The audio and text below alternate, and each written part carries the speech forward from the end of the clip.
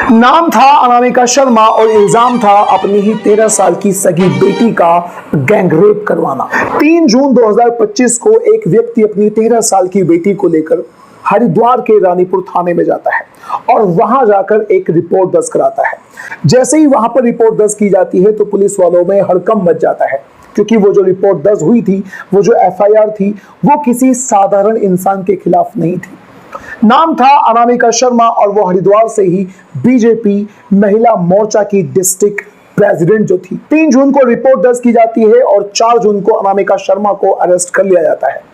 Arrest होते ही अनामिका शर्मा ने जो खुलासा किया, उसे जिसने भी सुना पूरी तरह से उसकी आंखें फट गई, क्योंकि वो बात ही कुछ ऐसी थी।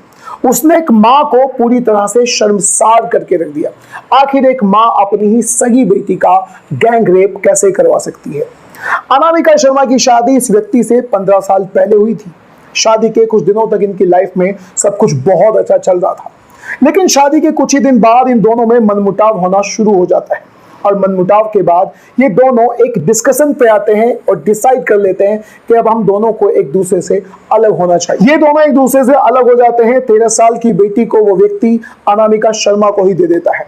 कहीं ना कहीं उसके दिमाग में बात ये थी कि ये औरत है और एक बेटी को अच्छे संस्कार दे सकती है और एक बेटी को अच्छे से पाल भी सकती है। अपने पति से अलग होने के बाद अनामिका शर्मा कुछ दिनों तक तो अकेली रहती है, लेकिन फिर बहुत जल्दी उसकी दोस्ती हरिद्वार के ही सुमित पटवाल नाम के एक व्यक्ति से हो जाती है।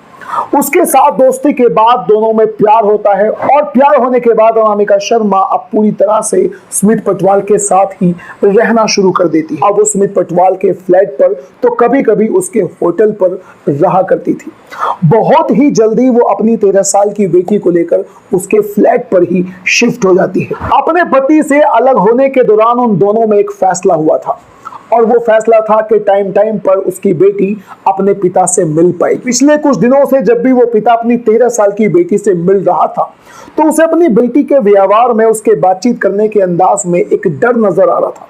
वो अपनी बेटी से किसी भी अंदाज में कुछ ना कुछ पूछना चाहता था। वो उससे जानना चाहता था कि तुझे क्या हुआ, तुझे क्या प्रॉब्लम है, लेकिन उसे उस बात को करने का अच्छे से मौका नहीं मिल पा रहा था। लेकिन फिर दिन आता है 3 जून 2025 का, जब वो अपनी बेटी से मिलता है तो उसकी बेटी एक ऐसा खुलासा कर देती है कि उसकी खुद की आंखों में आंसू आ जाते हैं। 13 साल की वो लड़की बताती है कि खुद उसकी मां अनामिका शर्मा अब उसे खुद को सुमित पटवाल के सामने हाजिर कर देती है। यानी वो सुमित पटवाल से बोलती है कि ये रही मेरी 13 साल की बेटी और अब तुम इसके साथ जो कुछ भी करना चाहो वो सब कुछ कर सकते हो। और वो लड़की रोते रोते बताती है कि सुमित पटवाल नाम का मेरी माँ का दोस्त मेरे साथ बलात्कार करता है, यानी मेरा रेप करता है। और इतना ही नहीं, सुमित पटवाल नाम के उस व्यक्ति का एक दोस्त भी है जिसका नाम है शुभम, और शुभम नाम का वो व्यक्ति भी मेरे साथ जबरदस्ती करता है। वो दोनों लोग मिलकर मेरे साथ गैंग रेप करते हैं। लड़की ने बताया कि हरिद्वार में रहते रहते कई जगहों पर जाकर, कई जगहों पर अलग अलग लोकेशन पर उस बच्ची को ले जाया जाता है।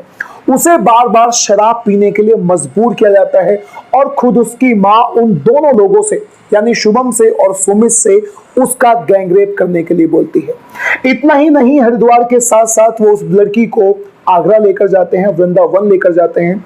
वहां भी उसको शराब पिलाई जाती है और उसके साथ ये दोनों लोग मिलकर बलात्कार करते हैं, यानी उसका गैंग रेप करते हैं। अपने पिता से बात करते हुए रोते रोते वो लड़की बताती है कि मुझे इन लोगों ने धमकाया, मुझे जान से मारने की धमकी तो दी ही दी, साथ ही साथ ये भी कहा कि अगर तुमने इस बात को किसी दूसरे व्यक्ति से बताया या किसी तीसरे व्यक्ति से बताया तो हम तेरे पिता को भी जान से मार देंगे। जब ये बात इस लड़की ने अपने पिता से बताई तो उसके पिता की आंखों में आंसू आ जाते हैं और वो सीधा 3 जून 2025 को रानीपुर थाने में जाकर रिपोर्ट दर्ज कराता है अपनी पत्नी अनामिका शर्मा के खिलाफ, सुमित पटवाल के खिलाफ और उसी का एक दोस्त जिसका नाम था शुभम, उसके खिलाफ। और 4 जून 2025 को अनामिका और सुमित पटवाल को उसी के हरिद्वार के ही होटल से अरेस्ट कर लिया जाता है और फिर बहुत ही जल्द शुभम को भी मेरठ से गिरफ्तार कर लिया जाता है और इन तीनों के खिलाफ पॉक्सो एक्ट में एक मुकदमा दर्ज किया जाता है और इन तीनों को ही जेल भी भेज दिया जाता है।